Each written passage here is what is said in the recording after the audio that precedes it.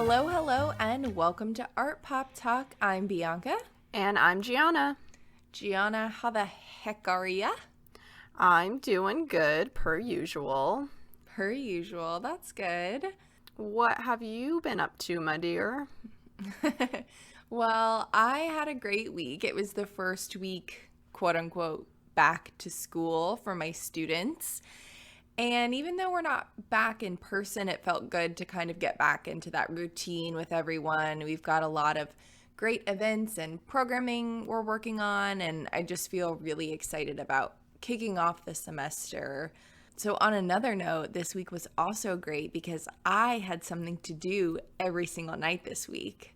And I'm talking about DNC 2020. Gianna, did you watch it? Oh, well, you know I did, of course. And I'm a probably political queen. Well, I'm probably gonna jump the gun and just dive right into it, but if I may say so, I do think that the chicks singing the national anthem was one of the biggest highlights. I know that I'm very new to their fan base, but the more that I read about them and dive into this new era of the chicks, I'm just so impressed and in awe of them. I can't imagine how hard it must have been to have your entire fan base just cancel you, because how dare a female country, musician make an unpopular political statement within their genre of music. Right. I don't know. And like, we can see how hard it is for artists who were straddling that line in country music, like Taylor Swift, and to speak their truth and to take a stand for the better and just overcoming that fear of cancel culture. And It's just so frustrating because I also feel like female pop artists and pop artists in general, I feel like, are able to have their voices heard without this fear of being completely canceled. Mm-hmm. And it's a pretty, I don't know, a historic moment in music, I think, for what happened to the chicks, which is just why we owe them so much, because they took such an unnecessary bullet to pave this way for other artists who want to use their platform for what they believe in.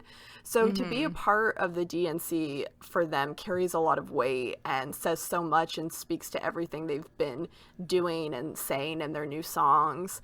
They're unapologetically here yet again and, speaking out against another president, and enough is enough, and they are not going to be silenced again. But anyways, that is all to say that I appreciate them so much amongst other speakers at the DNC, because what I saw felt like, for the first time in a long time, we had people from both sides of the political spectrum coming together to support one candidate. So, I was here for it. Yeah, right. I was really hoping that we would get some March action at the DNC. I was really, honestly, I kept kind of waiting for it. But then when I saw them perform the national anthem, I was like, okay, this is great. Yeah. I thought it was fantastic. For what they had to kind of scramble in a way to put together, I thought there were very little hiccups. And we've talked about, how the bar right now is just so unbelievably low that at every speech of the DNC, I was like, oh my God. I was like, this is amazing. People can talk in complete sentences and it feels like things are going in a good direction. I mean, Tracee Ellis Ross, Kerry Washington, the suit Kerry Washington was wearing, dear God, can someone please get me that suit? I mean, she did a great job hosting, but also I just thought she looked fantastic. Elizabeth Warren's BLM letters in the background of her classroom, Michelle's speech, oh my God, and then Obama showed up, shut it down. And really, I thought Biden's speech was great. I was really pleased with it, and I felt finally a real sense of hope for the first time in a while after watching Biden's speech, like a sense of reassurance. Yeah, me too, for sure. I was talking to Adrian about that, our other sister and APT photographer, how, like, this is just the first time in a really long time where I felt any kind of hope, I feel like. Yeah. I was also really intrigued by Billie Eilish's performance of My Future. I mean, I thought her performance in the song was particularly poignant, and I'd heard the song, but I didn't really see it in terms of the future of our planet. And on the night she performed, one of the big topics was climate change, and having a young person like that speak before she sang and then having her sing My Future was, I thought, a really fantastic choice. I should really follow her, but I was kind of wondering if this song was planned for the DNC in particular. She's been pretty transparent in her meaning behind the lyrics. So, in an open letter to her fans, I found this today. She wrote, "When we wrote the song, it was exactly where my head was at, hopeful, excited, and a crazy amount of self-reflection and self-growth. But recently, it has also taken a lot of new meaning in the context of what's happening in the world now. The future feels uncertain and crazy right now. But I think we need to be ready to put the work in, and if we do that, we should be hopeful and excited for our future." So I think the song took shape in regards to this political climate. So I don't think it originally started that way. I think it was more self-reflective, and then it morphed into this other idea. But I thought it was good to talk about that or to point that out, because just in speaking to other artist friends of mine and even some of my old professors, I've noticed that kind of, I don't know, metamorphosis of sorts where they're working on a project, and as that goes on, they realize that the concept is more deeply rooted in what's happening holistically in our country, and the piece takes on a new shape. So I think Billie's song also really speaks to a lot of, you know, what we're going through, what a lot of artists are going through in dealing with, and how, again, they want to use their platform to talk about this moment in politics. Yeah, that's really fantastic. And I think that's also so, you know, something that's so great about the arts and pop culture is finding those, Jen, I think at one point you called it like Easter eggs, you know, and kind of picking apart. Everybody loves an Easter egg. Everybody loves an Easter egg. Mom used to hide like quarters in ours. We had money in ours. We had money in ours. So in this Easter egg, we're fighting climate change, and I like it. I thought it was a great choice. I think, you know, at the same time, I was conflicted because it's the DNC, and there was, you know, that traditional old party kind of key, quote unquote, Democratic players that I thought could have been replaced or that could have collaborated with younger and more up-and-coming party leaders. But overall, I mean, I thought it was great. I thought it was accessible. I loved that it was just 2 hours a night. This may be the only kind of virtual Zoom experience that I've really liked watching on television. Yeah. I don't think for the future it's a bad idea to incorporate some of the things that worked really well this year. I agree. And I also felt that way during the Democratic debates as well, because sometimes I think with the debates, it's like you're putting on a show and you have this audience. And I get really frustrated sometimes because I don't think this should necessarily be for your entertainment. And I think when you have a crowd there and you're also on the stage and like you're trying to be a crowd pleaser, those things can form, you know, the opinion of a voter. And I don't think it should be that way. And so when just Biden and Bernie were able to take the stage without an audience, I really liked that debate a lot when it was just them and no other external factors, because that's what it should be about. So, of course, even like other things happen at the DNC with the songs, there are other entertainments. And I do get that some moments need to be like a spectacle, but I think that there were some things that really worked. No, I mean, like Obama's speech. Yeah. That was a spectacle. That was an amazing spectacle. And I also, I think it's something that I otherwise enjoy. Like, I don't know about you, but I know it's not for everybody, but I love watching conventions and I love debate night. I love debate night and award shows and that type of environment. But I watched it this year and I thought it was fantastic. And girl, I'm so excited for the debates. I'm so excited for the VP debate. For sure. I cannot wait. But I think even with that, I'm so excited to watch it and not see the audience. You know, I just want to hear exactly what the people we're voting for have to say. Right, because I mean, I would be lying if I didn't say that, like, I find politics stimulating or, you know, entertaining. I just think when it comes to things like this, like, do you know what I mean? It's like straddling the line between, like, this isn't a show and we really need to be paying attention to what's going on. But that's also coming from a person who also genuinely finds just what is happening not only important, but just fascinating. You know, for us, you know, as well as the reasons we just mentioned and like the speakers and artists, even in this brief conversation about the DNC, is that politics influences art and other pop culture figures and other pop culture happenings.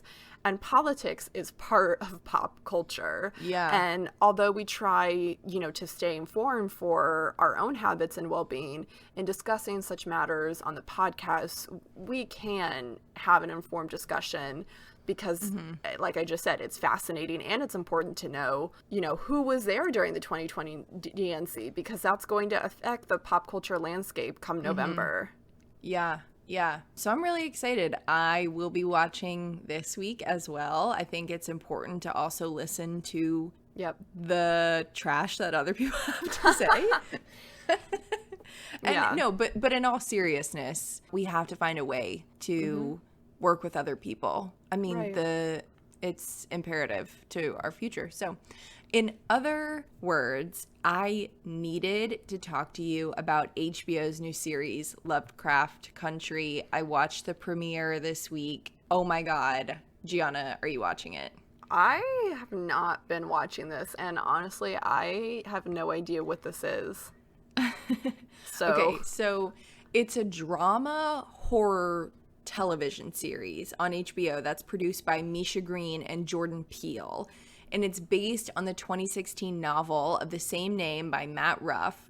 So Lovecraft Country follows a character, Atticus Freeman, as he kind of joins up with his uncle and a friend, and then they go across the country during the 1950s Jim Crow America in search of Atticus's missing father. And then this begins this kind of struggle to survive and overcome both racist terrors of white America and monsters from H.P. Lovecraft, his stories. So I was listening to the Keep It podcast from Crooked Media, and they talked a little bit about their premiere and how H.P. Lovecraft was a super racist dude. So Gianna, you need to be watching this show so that when the season ends, we can do an episode on it, because this whole thing is fascinating. And to think about Jordan Peele's like emergence in the horror series or in the horror genre. Is this that show? So there are like actual like weird monster creatures in there. Okay, yeah, I think Mom was watching it the other night and I came into her room and I was like, what are you watching? It's so good. It's so good. Oh my God. In the first 5 minutes, I was blown away. Okay, well, I will definitely start doing my homework now. Yeah, so only the first episode. Well, by the time everyone listens to this, there will be 2 episodes out. Oh, good. I'm so excited. So on that note, Gianna, what are we talking about today? Ooh, I like that. Pop talking about.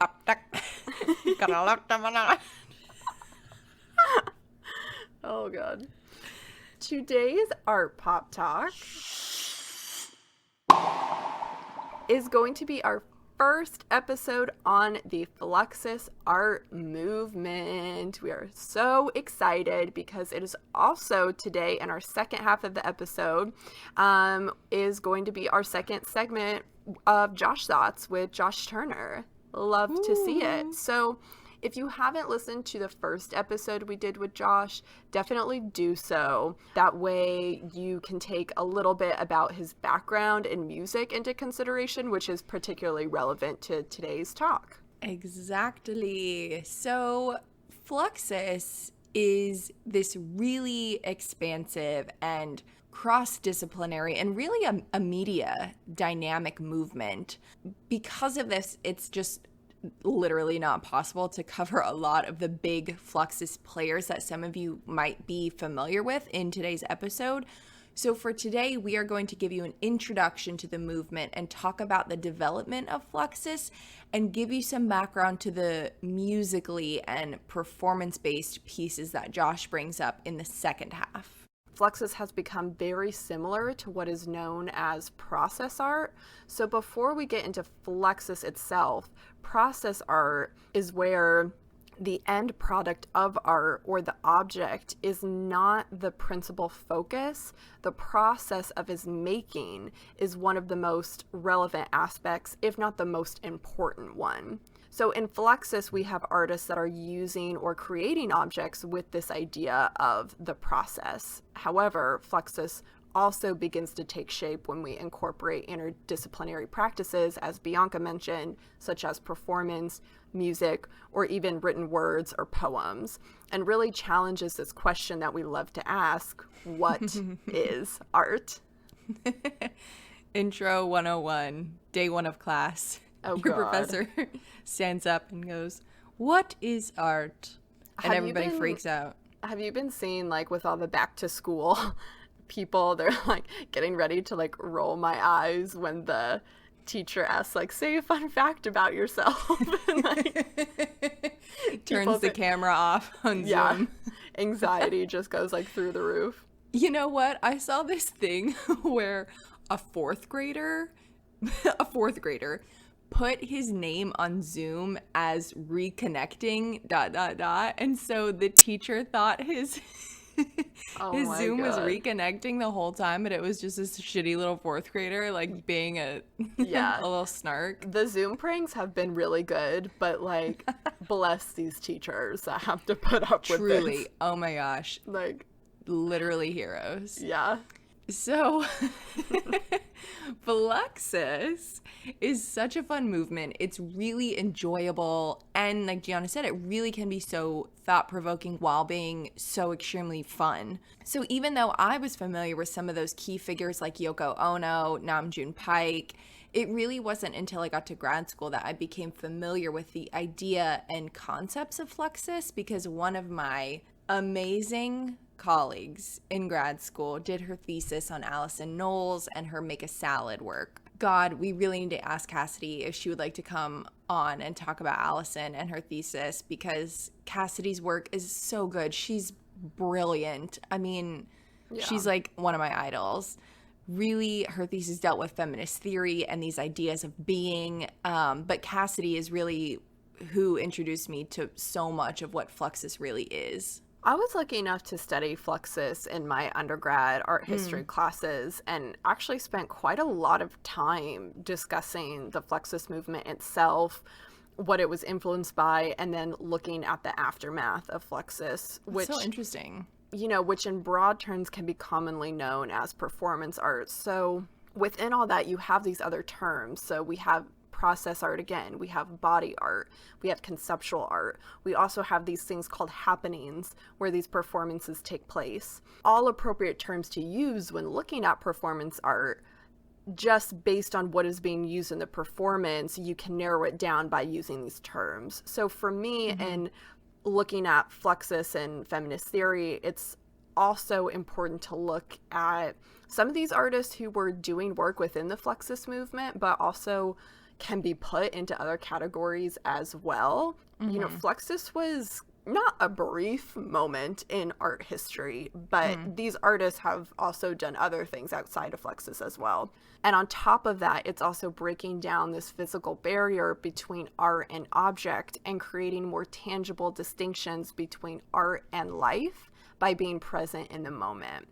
So, quoting a line from an article I found discussing Flux piece, it said, Fluxus transforms art from an object of aesthetic contemplation to a gesture of political action.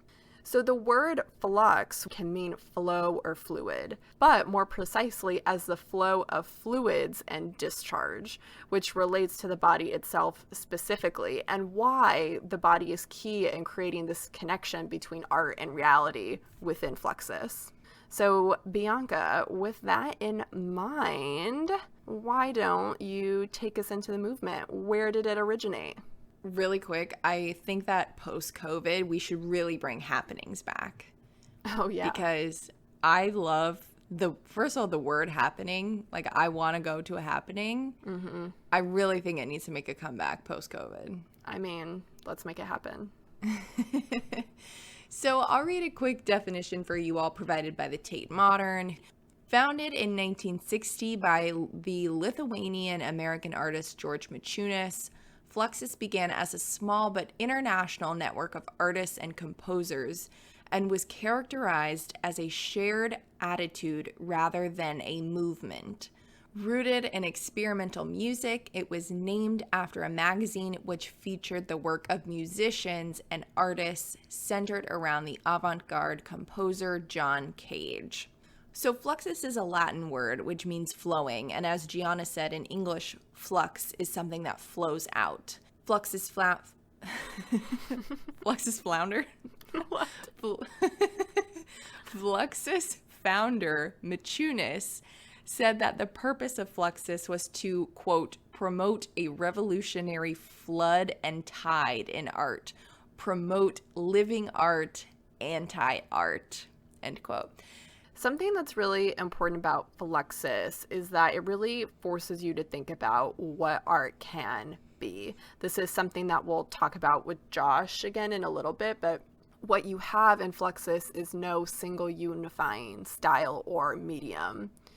Mm-hmm. For me, this is where Fluxus and body art became especially important and influenced my sculptural work specifically.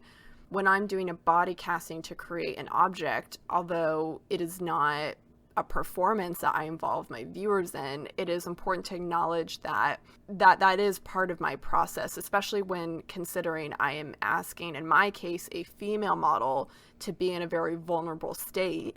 And then I take her form and then I manipulate her body and I manipulate it even more to make it more vulnerable and more harmful. And then on top of that, I put it on display. Because of Fluxus and body art and process art, these movements now force contemporary artists to think about everything they are doing more critically. Whether the viewer is seeing all that happen or not, you have to know that those concepts and those reasonings are, you know, what are they and why are you choosing to translate them through your medium as the artist? And Fluxus also allows for this broader spectrum of conversation and medium. So no matter what you're doing or what you're using, you can always kind of look back to these roots. So quoting from the Tate again, artists use a range of media and processes, adopting a do-it-yourself attitude to create activity, often staging random performances and using whatever materials were at hand to make art. Seeing themselves as an alternative to academic art and music, Fluxus was a democratic form of creativity open to anyone. Collaborations were encouraged between artists and across art forms, and also with the audience or spectator. It valued simplicity and anti-commercialism, with chance and accident playing a big part in the creation of works, and humor also being an important element. Amongst these theoretical and conceptual values of the movement itself and the art being produced, Fluxus was a group also made of diverse artists from different backgrounds, races, identities, and genders. There were a lot of women in Fluxus as well, and because it was such a global and cross-cultural movement, Fluxus also incorporated people from a number of countries and of non-white race. Yeah, so in turn, that inclusive approach is what makes Fluxus concept so much more, I think, tangible. When you're trying to create art that is accessible to everyone and is anti-commercial, having a diverse group of artists and ideas reflecting that make those theories work a little bit better. And this is something that I find so fascinating about Fluxus. And what I loved so much about my colleagues' work was our conversation about how Fluxus art is still performed and conceived or displayed. It's fascinating to think about these objects or performances being kept and recognized as works purchased or owned by museums. So, for example, MoMA has a great little Fluxus collection on display. And when Gianna and I were there this past January, we were talking about the display of performance instructions and FluxKits, which we'll get to. But does the purchasing and display of these works negate that very thing that Maciunas and Fluxus artists are trying to avoid?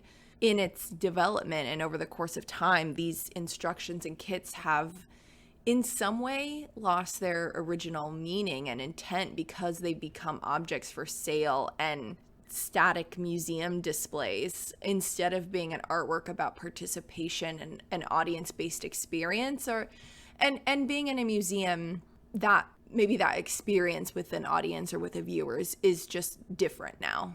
I'm wanting to talk about those performances. Fluxus is based on this avant-garde musical performances and the work of John Cage.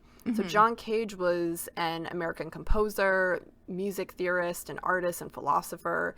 Was also a pioneer of interdeterminacy, which is, in the simplest terms, means in relation to electroacoustic music and non-standard use of musical instruments as not being definite, precisely determined, or fixed. So, in other words, also suggesting that Fluxus means fluid again. Right. His teachers include Henry Cowell and Arnold Schoenberg, both known for their radical innovations in music, but Cage's major influences derived from various East and South Asian cultures. Through his studies of Indian philosophy and Zen Buddhism in the late 1940s, Cage started working with the ideas of chance-controlled music, which he started composing in 1951. The I Ching, an ancient Chinese classic text which uses chance operations to suggest answers to questions one may pose, became Cage's standard composition tool for the rest of his life. In a 1957 lecture called Experimental Music, he described music as a purposeless play, which is an affirmation of life. Not an attempt to bring order out of chaos nor to suggest improvements in creation, but simply a way of waking up to a very life we're living. For Cage, the power of unmeditated experience and direct perception is what he calls the isness of life. Yeah. With that in mind, I'd like to use probably Cage's most famous work, a quintessential example, you might say, of 4 minutes and 33 seconds to exemplify these concepts he's working with. Composed in 1952 for instruments or a combination of instruments, the score instructs the performer or performers not to play their instrument during the entire duration of the piece throughout 3 movements. The piece consists of the sounds of the environment that the listeners hear while it's performed. Although it's commonly perceived as 4 minutes and 33 seconds of silence, that's not really the case, right? So the title of the piece refers to the total length in minutes and seconds of a given performance, 4 minutes and 33 seconds being the total length of the first public performance. This became the epitome of John Cage's idea that any sound may constitute music, including that of what the audience actually makes at this type of performance, right? So when the performer is on stage actually not playing an instrument, the sound of the piece becomes the breathing from people in the audience, people stirring in their seat, whispering to one another, these reverberating sounds in the concert hall. An influence for this composition was actually the artist Robert Rauschenberg, which was a friend and colleague of Cage, who in 1951 produced a series of white paintings, seemingly blank canvases, though they were painted white with house paint, that change according to varying light conditions in the room in which they are hung or displayed, the shadows of people in the room as they walk by it, and so on and so forth. So this inspired Cage to use a similar idea, and he later stated, quote, "Actually, what pushed me into it was not guts, but the example of Robert Rauschenberg. His white paintings, when I saw those, I said, oh yes, I must. Otherwise, I'm lagging. Otherwise, music is lagging," end quote. So the premiere of the 3-movement 4 minutes and 33 seconds was given by David Tudor on August 29th in 1952 as part of a recital of contemporary piano music.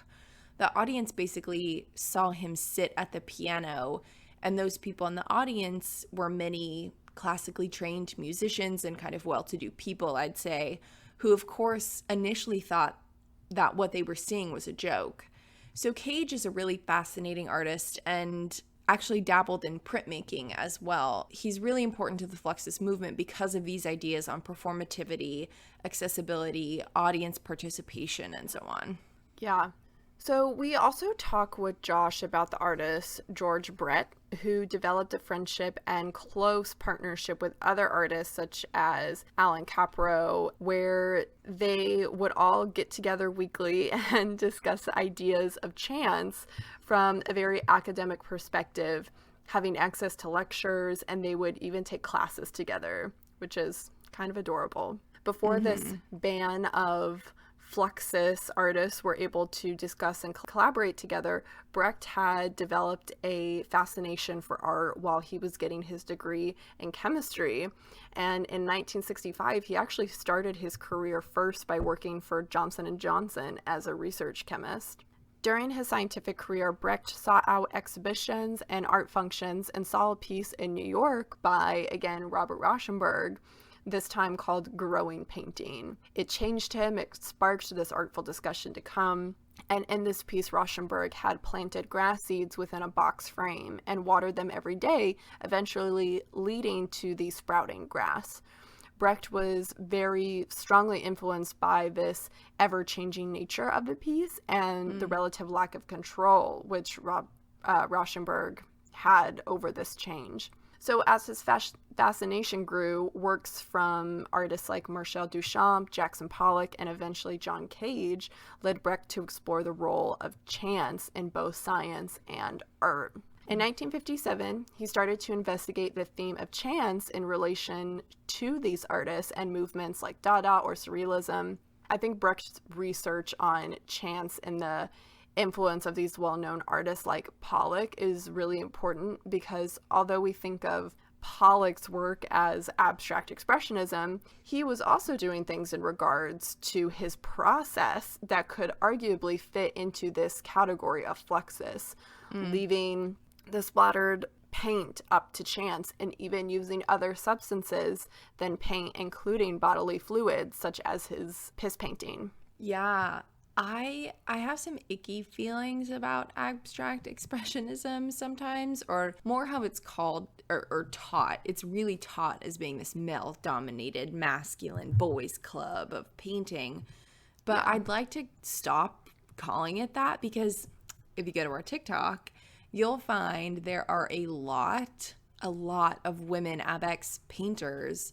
But I do love thinking about Pollock as one of the first performance artists and how his works are really a record of performance art, just how we have video and photography as being a record of the performance and what is the art? Is it the performance or is it the photograph of it? And I think we see that with Pollock. And I mean, just to mention a female artist who I think does very similar things, Helen Frankenthaler, her soak stain method. I mean, she is also, dare I say, a quintessential example of the Abex ladies. Abex ladies. Ooh. So before we end today's talk and jump into Josh thoughts, I wanted to briefly talk about all of these concepts in relation to one of my favorite things in the entire world, the FluxKit. Ah, we love the FluxKit. The first FluxKit was announced during June 1964 in the 4th Fluxus newspaper. The FluxKit encapsulates a collection of multiples and printed items by artists orbiting Geroge Maciunas and those who had contributed to festivals and events organized by the group since 1962. The retrofitted attaché case, initially advertised for the price of $100, was among the most elaborate of the Fluxus editions produced, packaged with small objects to be held in the hand, read, or manipulated. The content varied between each kit, however, generally Fluxus newspapers and announcements sit strapped inside the lid. FluxKits also appeared at performance venues such as New York's Carnegie Recital Hall, displayed with other Fluxus editions for the audience to handle and purchase. I wonder how much $100 would be in, 1964? Like, what like how that price point works, especially because it's so focused on being anti-commercial. But even though the content of the box, like these performance cards, are anti-commercial, I wonder, like, it seems conflicting a little bit, but also like I would purchase it. Yeah. I don't know. Isn't all art that way? Yeah. So, A James Turrell doesn't belong in Kendall Jenner's home, but I would buy one. Well, yeah. So, to add to that, I'll be attaching a video interview with one of the Fluxus artists, Allison Knowles, that she did with the MoMA, because I think it'll be really good for you all to hear from one of the artists, you know, whose work is actually in the FluxKit. Mm-hmm. But she started out by saying that the FluxKit was created to not only contradict framed pieces on a wall, but to give people the idea of holding something small and tangible in their hands, and to be able to represent artists as a group and individually within one small contained space. And she emphasized that there's really nothing quite like it or anything that have the same capability at the same time. The objects inside were meant to be used and could be replaced, unlike a one-of-a-kind painting. She also points out the irony of how the FluxKit is seen today in a museum, because they were not meant to be a part of this, you know, vitrine concept. Right. We weren't supposed to view it behind glass. And, you know, in other words, we are meant to play with it, have fun with it, and investigate it. Yeah, this is fascinating. I love Allison Knowles, and I think I'm just so glad that she brings this up, because that's the exact question I have is after, I mean, and also how much is a FluxKit now? Like, how much did MoMA pay for the FluxKit that we're not using, that we're not really interacting with? That's only on display. I mean, I think that is one of the, actually, it kind of relates to what we were talking about last week. I mean, that is one of the problems of a museum. Like, maybe, yes, it's being taken care of and it's being preserved, but what does that mean for the object? I mean, it's not fulfilling what it needs to fulfill, but at the same time, it's like, I want to keep it forever. I do want it to be preserved. And how does that work? I don't know how that works. I don't know how it works either, but I mean, it was interesting that she mentioned it. And, you know, she didn't talk about how much it originally was being sold for. And so I think, like, part of that goes into, you're not just making one FluxKit, you're making multiples. And these artists were hand producing that work at the same time. So George Brecht's contribution to the FluxKit is also fun. It's called the Games and Puzzle Name Kit. It's a little plastic box with dice in it with numbers and letters on just different various of the dice in there. And there's a card that just says, spell your name. So a game of dice being the ultimate game of chance, I think this is a perfect interactive game to get people to think about chance under Brecht's terms. I love it. So Gianna, I gotta ask, what would be in your FluxKit? Oh man, Eek, I didn't know that we were gonna ask these questions today. I'm glad that we are. I think for me, I would put, lately, like, my go-to tool for sculpture would be like a Dremel. So I'd put like a Dremel, and then I would put like little rubber blocks in there, and then I would put my carving tools in there. And but then what do you do? What are you gonna do with them? Are you gonna tell somebody to make sculpture with these? Yeah. That's my FluxKit. So, like, that's what I want to do with them. I would also probably put other things in there, like, you know, tampons and pads and like trash and like my all those, like, you know, the recycled plastic I use from like pill bottles and birth control packets. Mine would just have a lot of garbage in it. Yeah, I love it. Yeah. I love a good garbage kit. Selling my garbage for $100. I mean, I'm out here trying to make a living, so. I love it. What would you put in your FluxKit? I feel like my FluxKit would be a combination of Brecht, Knowles, and Yoko Ono.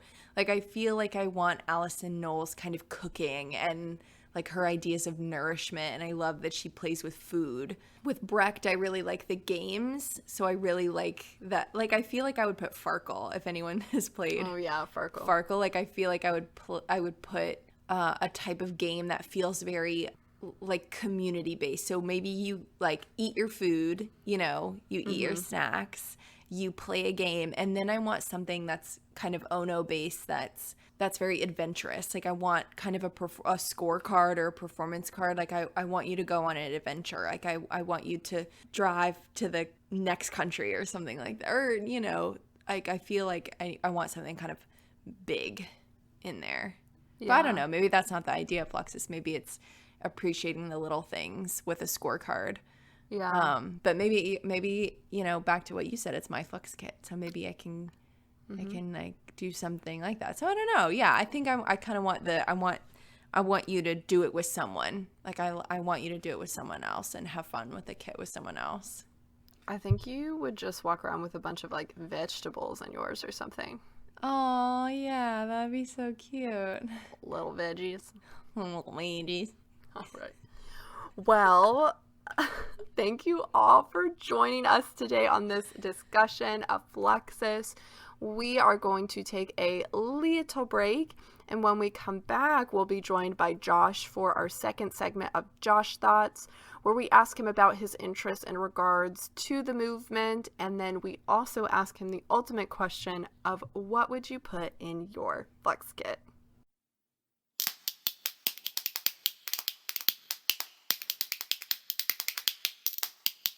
Art Pop Talk. Art Pop Talk. Art Pop Talk. Art Pop Talk. Hello everyone, we are back in here with our second segment of Josh Thoughts. Josh, how's it going? It's going well. How are Good. you? Oh, you know. So good, so good. Hanging in Yeah. there. Just did a really great episode, you know. Of course. Living my best life. Yeah. Doing so much work on the pod, and course. you know, it's going so well. Things are going really, really good at APT headquarters. Oh, yes. So yes. APTHQ. And I appreciate APTHQ. you all sending out the helicopter to fly me in. Oh, And, yeah. I Yes, think your budget absolutely. has been really doing well. Oh, yeah. Our Yes. new fancy studio. Yeah. Yes. So cool. You know, from our zero amount of sponsors, so everything's going great over Any here. sponsors? If you're Wink, listening. wink. Pop-Tarts. Oh my God. Oh my god. So, have you been writing any new music? I mean, what's been going on? Well, How's I'd love Discordia? to. Give us Yes, of course. give us the tea on Discordia. Okay, so the new Discordia update, everybody. We're actually hard at work on a new album, Whoa. which is fun. We got 9 songs for the album that are all written, and we're learning them, and I got to write lyrics for it. I don't know what I'm going to write lyrics about, but Our pop talk. Art Pop Talk, yeah, I'll just say that because it doesn't really matter what I say. Our pop duck. it doesn't really matter what we say Yeah. here on the podcast. So No, I mean in my music because you can't understand me. Oh, Oh, yeah, but so- we'll know. But Yeah, we'll know. That's true, yeah. It does matter. What number album is this for Discordia? This will be our 3rd full length. Whoa, We've had 2 or 3 EPs. This will be our 3rd full length. that's exciting. Yeah, I'm Um, excited to hear what the 4 people that hear it will think about it. Oh my god, no. The Art Pop Tarts are going to be all over this new Discordia Oh, album. oh, of course. Yeah. What are the chances of us getting some Discordia merch? It's in my garage right now, so I think that they're gonna. some stickers. I've got some buttons, I think. Oh, stickers. Whoa, maybe we could do a giveaway. Oh, There that we would go. be fun. That would be really we should fun. do that. We should do like a, yeah, if Everyone's we like, get "Yeah, like, I didn't want this." no, if we get like, Well, you're gonna take it and you're gonna like it because this is the content I'm bringing you today. if we get like 1,000 followers, we could do like an APT Discordia crossover Sweet. and do like a merch giveaway. Absolutely. That would be great. That would be so fun. Yeah. Okay, Okay. guys, tell your friends Yeah. to follow our Pop Talk, and then you can get some Discordia merch. They're gonna be like, Wait, what? I'm confused. Or you know what we should do is tell people they're getting Art Pop Talk merch. But it's Discordia. We should just start, honestly, on our mailing list, just start randomly sending people like Discordia stickers. Yeah. Do it, yes. Discordia? Discordia? Discordia? Discordia. Oh my god, I love it. Well, what else? What about teaching? I know that it is marching band season. Mhm. It's band camp time. Do we want to talk about that or do we not want to talk about that? Well, I mean, unfortunately, this time of year that slowly just takes over everything. So, it's actually a bit tough to manage Discordia and marching band stuff right now because I write all the percussion music for our marching band shows where I teach, and that takes a long time. And then once we get full on all the rehearsals, it's just, as much as I'd love to like compose other stuff that I would like to do or focus a lot on Discordia, it just kind of has to, balance that, or just get put on the back burner until November when marching band is finally over. Yeah. I don't think we've really talked about marching band that much. That's okay. I was not in band, but I did color guard. You did. Mm-hmm. Yeah, I was like, oh my god.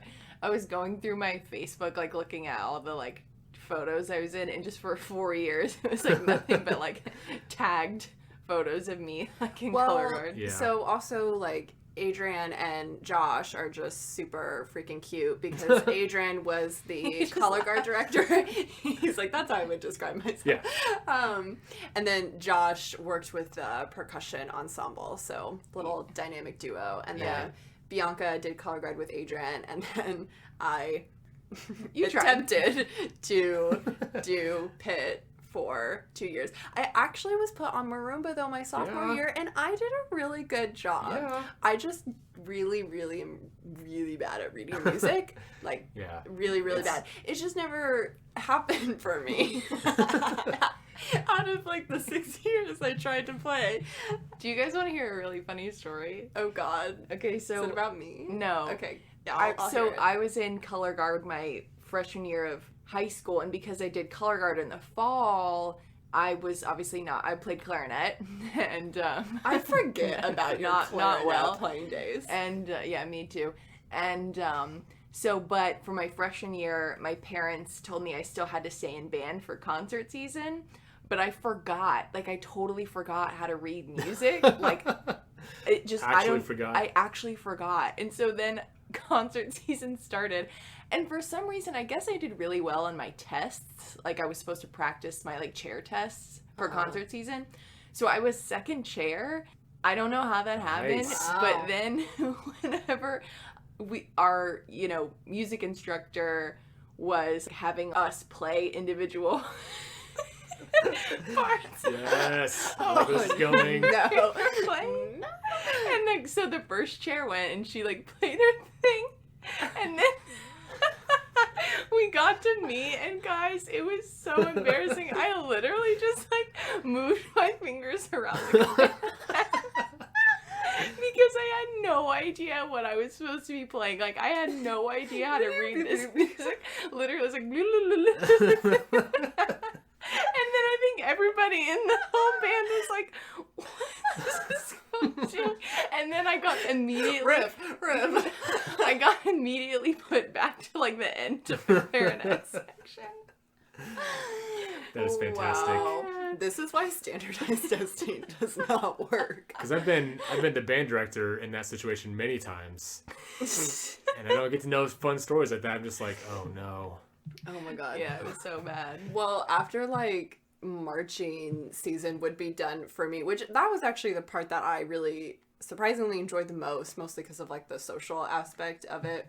But then when we went to like concert season, basically you have like the people that go in like the really good concert band, and you have like the loser concert band. And I was put in the loser band. And honestly, it was such a joke, which is really sad. Percussion, because sometimes there wouldn't be enough instruments for everyone to play. So I'd be like, give me the maraca. Oh my God. It was horrible, but if there's nothing for me to play, like, I just wouldn't be the one who would be like eager to go like hop on an instrument. And I would just sign the sign-in sheet and I would just leave. So it was really bad. It was really sad. But anyway, are we gonna keep talking about it? No. Oh my God. Okay, well, before we get into Josh thoughts for today, I wanted to talk about a very heated debate in our family that came up the other night. You know how family dinners can go. I wanted to bring it up because I think the fans are really going to have a strong opinion about this as well. Yeah. So we were all watching Spider-Man, the Tobey Maguire one, because Jameson wanted to watch it whilst in his Superman outfit and matching. Spider-Man. What did I say? Superman. Oh, he did? Oh, same thing. Whatever. Pretty much. In one ear, not the other. Yeah. Yeah, in his Spider-Man outfit, which is obviously important to know because I guess Jameson likes Spider-Man. He is Spider-Man. He is Spider-Man. So all was good. You know, we were having fun talking about how Tobey Maguire / Peter Parker is just really an ugly crier. Wonderful crying face. Wonderful crying face. And I don't even know why or which part this came up, but Josh and Mom got into a very heated debate about how there is no way a superhero, or I guess in this case Spider-Man, could just swing and grab a falling victim without severely injuring them. Here's the thing. Here's the thing. The thing is, here. Okay, so the setup was like when Green Goblin is like swooping in and like blows up that balcony or whatever, and there's the balloon parade and all that. Yeah. So some dumb little kid. Balloon parade. Yeah, there's balloons and stuff. Yeah. Some dumb little kid. Yeah. Continue. So this dumb little kid, everyone runs away. The kid's not running away because he's dumb, and this giant balloon is falling on him, and presumably that'd be bad for you. Yeah. But Spider-Man swoops down to save him, but he's up on that balcony that's like 50 to 70 feet above everybody, right? Yeah. And he swings down, grabs the kid, and then keeps swinging so the balloon doesn't get them, and then he like lands and everything's fine. But think about that for a second. How heavy is Spider-Man? Like 160, 180, like somewhere in the range of 160 to 180 pounds. Yeah. Probably. And then this kid was like just standing there. He wasn't moving at all. There's no kinetic energy. Or maybe there is. I don't know. There's no what? Kinetic energy. Drink. So I can't. The amount of times I'm just sitting there on the couch and Mom and Josh are saying just kinetic energy, just like screaming it like back and forth at each other. Was I? I don't know. Mostly Mom. I think it was a little back and forth. No, I was making Mom like take a drink every time she said kinetic energy because I'm like, you explaining science to me has to be more entertaining while you're a little bit buzzed. But imagine that. Imagine you're standing there and like a punching bag that weighs the same amount as Spider-Man like starts 50 to 60 to however many feet above your head, swings freely, and then just hits you full on. Imagine that. Like, you would, like, it would smash you and floor you and, like, break your arm or something. And that kid had to be, like, he's under 100 pounds. Like, he would have had a few broken bones. Yeah, this is all making much more sense now that I'm hearing it played back. Because honestly, in the moment, I just, like, spaced out and literally had no idea where this conversation started. I just kept hearing the word kinetic energy. I don't even know what kinetic energy is. I know. What I'm like, kinds of stop? energy can you define? Which one's which? Kinetic and static? No, potential. Potential energy and kinetic energy. I don't know. Guys, I never took a physics class. I don't know. Yeah. Anyway, that kid would be like pretty banged up. Yeah. Demolished. Well, anyways. So that's our Pop Talk Science Corner. Oh, Science Corner. Hey. Heyo. Just talking That's the extent of my science knowledge. What does SOS? Someone please tell us what kinetic energy is. Yeah. Wow. Well, just amazing discussion. Yeah. One of our best, I guess, debates that has I think we really got to the bottom of it. I think we really did. Really. Solved it. Oh my god. Okay. Well, Josh, we wanted to know what your thoughts were on Fluxus for today. Mm-hmm. When or how did you become known to Fluxus, and then where did your interest within this movement kind of start? Well, it's weird when I've heard you guys talk about how art is presented in a broader context when you're in school and you kind of study everything that goes into it. In music school, it was not like that. It was pretty insulated in terms of just like the content itself, where when you're studying a composer, you study the composer that came before that, the composer that came after, that very sort of like narrow view of it. And if there's a associated art movement, you get like a mention of it, and then that's it. That was my experience anyway, and that could be different from different schools around. But when we studied John Cage, we just studied his music, and we just studied how it changed from previous music. And then playing his music too. So there was like, I'd never even heard of Fluxus in school. That's crazy. Which was weird. Yeah. And if I did, it was like, the professor's like, and John Cage was associated with the Fluxus movement. Moving on. And like, Like that, it would have been something like that. And it could be that I just misremembered everything and I missed it. So associated movements and other forms of art and other fields might get mentioned a little bit, but all the focus will go onto just like a purely musical lens, which is kind of interesting. So I actually learned a lot, especially in grad school, just talking with other students. And I think I remember in previous episodes you talking about your experiences in school, how you can learn so much just from your peers and discussions like that.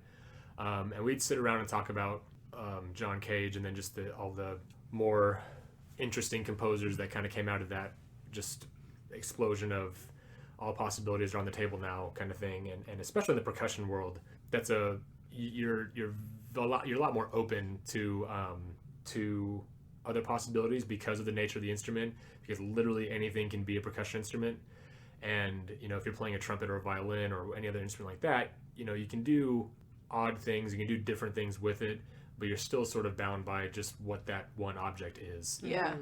So with percussion, and when I did finally kind of learn about Fluxus and the artists associated with it, it's just such a perfect fit, because John Cage he did more for percussion in the early days of percussion being taken seriously as an academic focus in music. He did so much for that, and the Fluxus movement just goes so perfectly with it that it's just kind of like, sweet.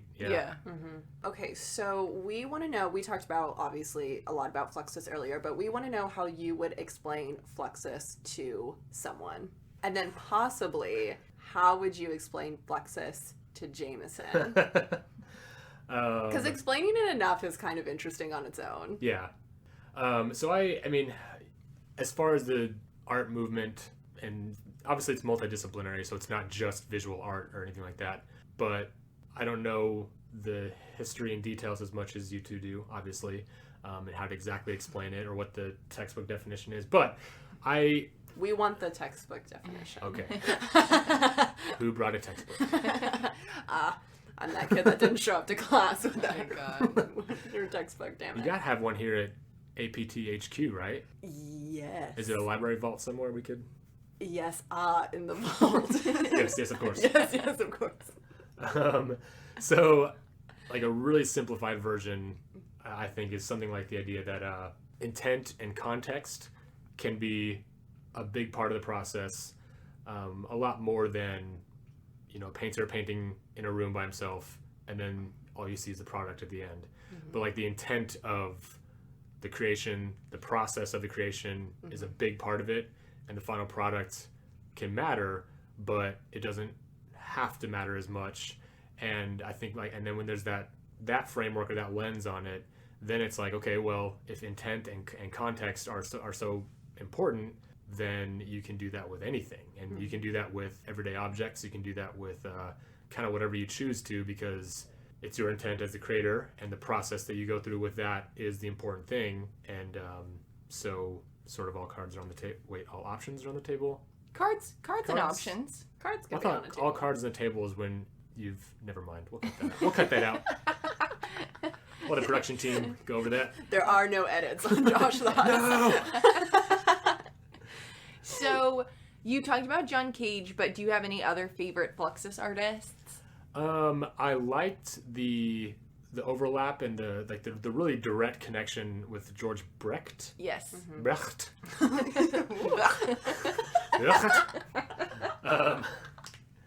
One of those options. Brecht. How they he was little Georgie. I'll say that.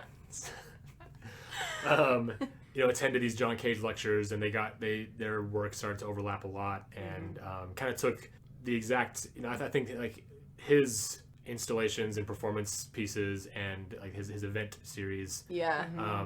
I think really, really was a great, better than other ones I came across, a great, what's the right word? Just like another iteration of John Cage's ideas. Because obviously John Cage, he worked strictly within music, and then plenty of his stuff could be multidisciplinary too. But I think George Brecht had like the most, for a time anyway, for some of his stuff, was like the most like those exact ideas translated to visual art and performance art. Yeah. So I think he had a lot of interesting stuff. But it's also kind of hard if you haven't studied it to just like, what's a Fluxus piece? Like, let me find a picture of a Fluxus piece. Yeah, and it's right. like, Well, I mean, it's because I mean, a lot of them are like performances too. So like you're just kind of finding like random photographs of women in suits and then like men in dresses. Yeah. Going off of that, Fluxus art and I think process art in general, a main point of it I think was also challenging what art can be, what it can do, what it can mean. So I just wanted to ask you, just breaking it down in simplest terms, what is art? Art is whatever I say it is, and Well, that's it. You're not wrong. What if No, me someone specifically. what if someone told you that Fluxus wasn't art? What would you say? Well, I would say exactly what you said. What is art? Because I don't want to answer that. 'Cause I feel No like one does. the No more one does. the more I learn about music and art, the less I know how to answer that question. Like, just you learn more, and all you learn is what you don't know. And Oh my god, yes. Yeah. That's exactly it. That's so terrifying. whenever, if someone were to ask or just say, Fluxus isn't art, I think you can say, okay, well, what is art? And then they're sort of backed into, okay, now I have to define why I say it's not art. And then like whatever a person gives as a definition of art, you can like either give examples of or just sort of like ask these pointed questions to get it to be where you have to keep backing up. Yeah. And like, okay, well, that can be art, I guess. So then if that's art, then this is art. And then like that just keeps going until it's back, until you get to the point where it's like, art is whatever, man. I don't know. Sure. And That's good. Good enough. Good. Yeah. And I love doing that with middle schoolers in music. Like I do a daily listening in my middle school music classes, and I always take like time of the one day out of the week to play some weird music, and I do John Cage stuff a lot, and or I'll have like a week where we just listen to like the weirdest music I can find, and then inevitably someone's like, this isn't music or something like that, and then I do go through that process like, okay, what is music? And then that's a good way to like find out what kind of kid, which is what you're like, okay, like Yeah. you're that kid, Yeah. like here we go, buddy. It's like, you can't be in band next year. Get out. But so I think, when you ask someone else that question, they have to answer it because they first said this isn't art or this isn't music. You can sort of keep walking back their definition in a way that's like it's positive. You're not like, it's not like, I got you. Yeah. But so you can do that, and then just But like, secretly, I'm like, huh? Haha, Yes. You see what I did there? I did actually get you, so don't forget that. Such a great educator. Exactly.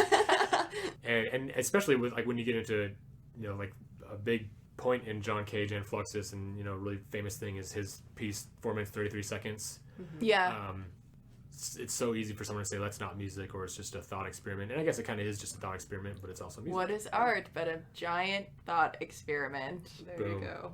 Good. One of our many existential holes that we go into here at our Pop Talk. Yeah. So it's just fun to make people sort of walk through that themselves, because I don't want to do it. Yeah. I Why don't- don't you solve this Yeah. problem for me? So basically, like for music anyway, what I always get back to with my students is music is sound, and that's it. Like that's all there is to it. And you can start to try to tie intent into it, but then So you had actually told us about this piece that you and Adrian want to go Oh, yeah. see in Germany. Do you want to talk about I do. this piece? Because for a long time I didn't really understand. Before I had met my colleague who worked on Fluxus and introduced me to the movement, Adrian had been talking about this trip to Germany that you guys were going to go take to hear some sounds. And I was like, all right, I mean, sure. Yeah. But now, actually, I kind of want to go. I think it'll be fun. Where is it in Germany? Halberstadt. Ooh, we did not go there. It's, 'Cause I was like, why didn't we go? We were there. Yeah, it's a pretty small village, town, whatever. I'm not sure. I want to say the nearest bigger city is Leipzig, maybe. Okay. But anyway, so the piece is called As Slow as Possible. It's by John Cage.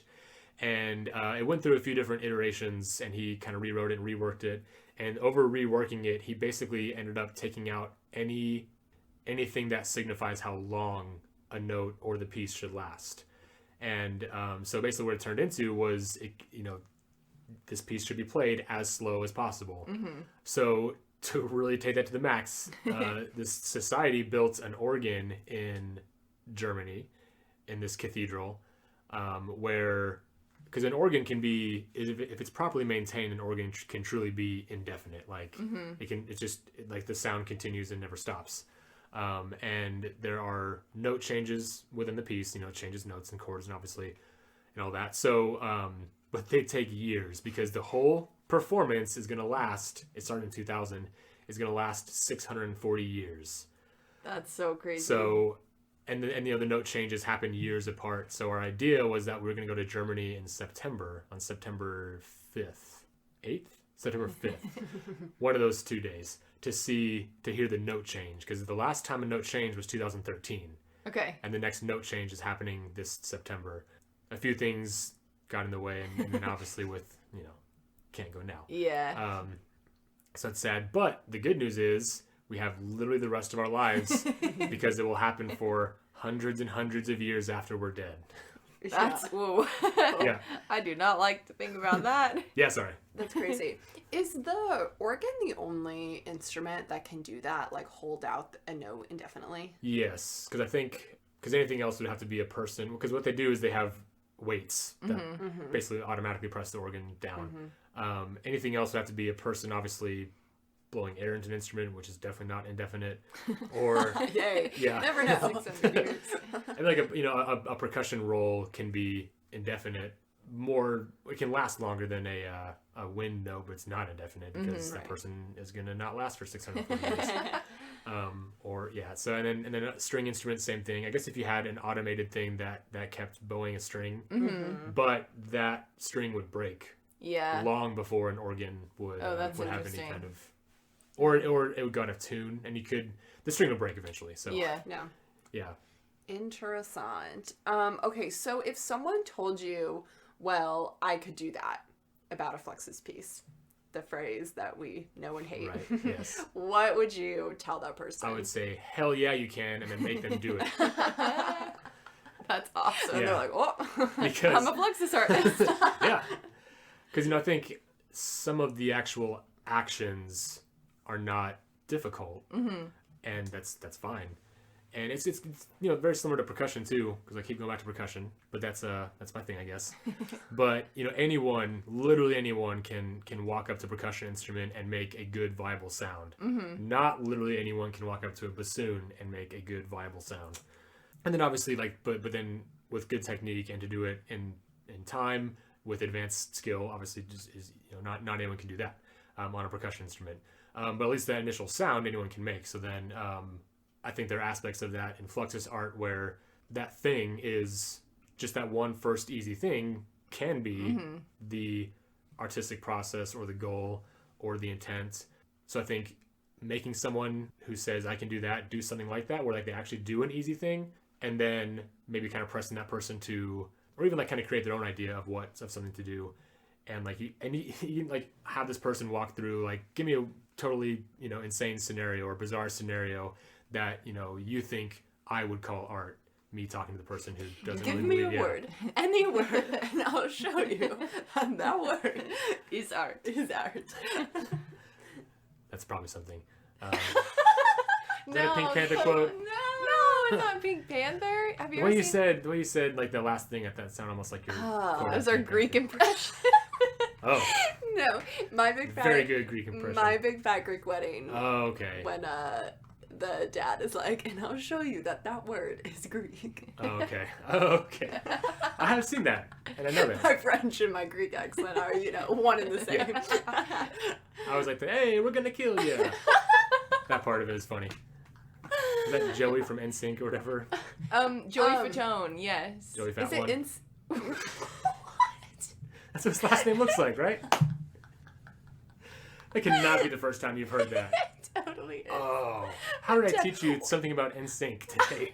Josh, I never knew that you would teach me anything about NSYNC. Doesn't really seem on brand for you. Oh my god. I'm dead.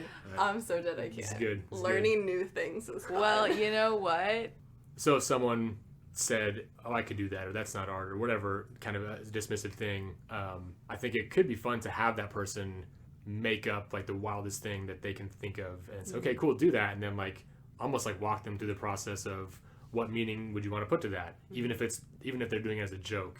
But then if they actually if you could get them to go through the entire process, I think it could be they might still dismiss it as a joke and be like, oh, I just did that, it wasn't art and whatever. They could still do that, but I think the process of walking through and like putting your own meaning on something and like doing the process, like the physical process, or like, you know, or whatever it ends up being, is at least like kind of would be a lot more interesting. Yeah. And if someone said I could do that, I would like, if it's a musical thing, I'd hand them my sticks, like, do it, go ahead, fun. Like, Yeah. and like, but in a, like a positive way, not like a, you know, show me what you got way. Like, Yeah. Right. sweet, do it. Let's like, Right. and then you can see where it's cool. Right. Yeah. See, that works out really well in your favor. Like if you're in a, you know, a classroom setting and you're like, when you're talking with your kids, it's really hard when we're at a museum with like a Bumbleboy and they're like, Oh my god. I can do that. You can't just be like, pick up a paintbrush, do it Yeah, now. Like, right. do it. Do it now.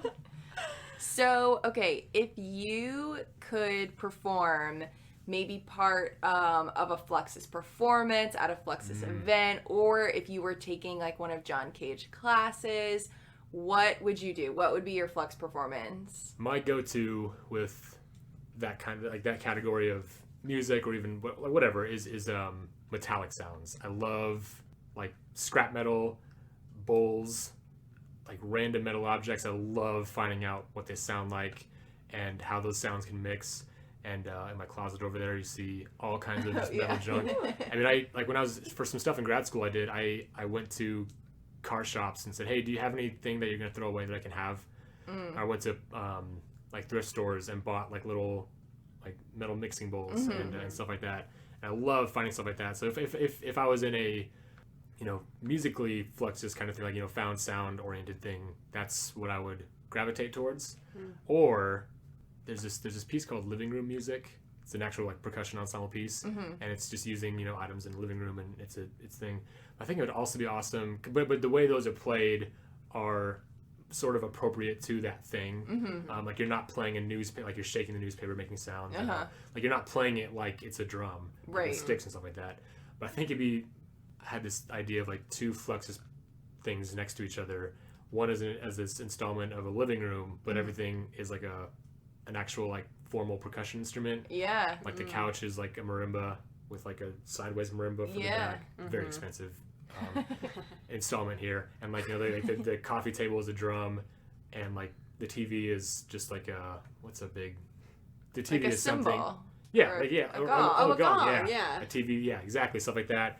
And then like just do all that, and people just sitting in it. That would be cool.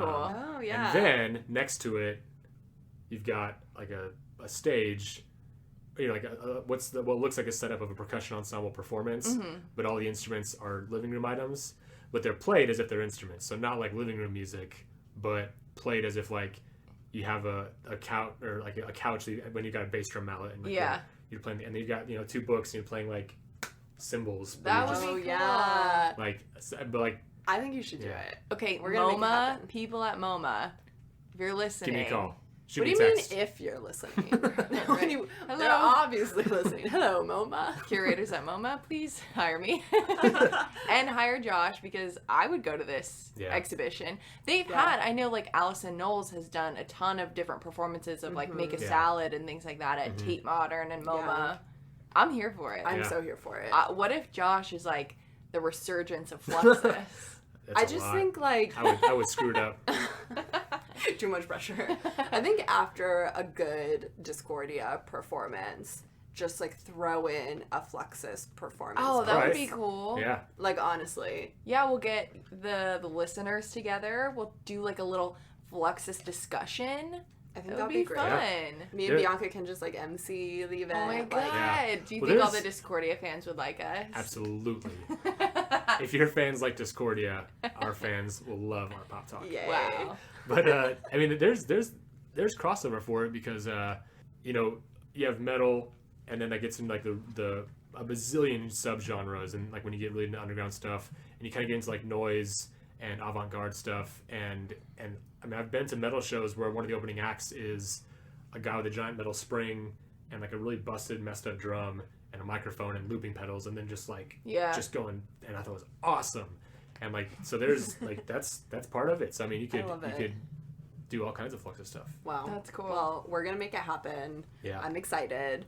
So, my last question for you, Josh, is what would you put in your FluxKit? Which I have deemed the best get to know you question. I just have to say, I think like I'm pretty happy with myself about it. So It's really good.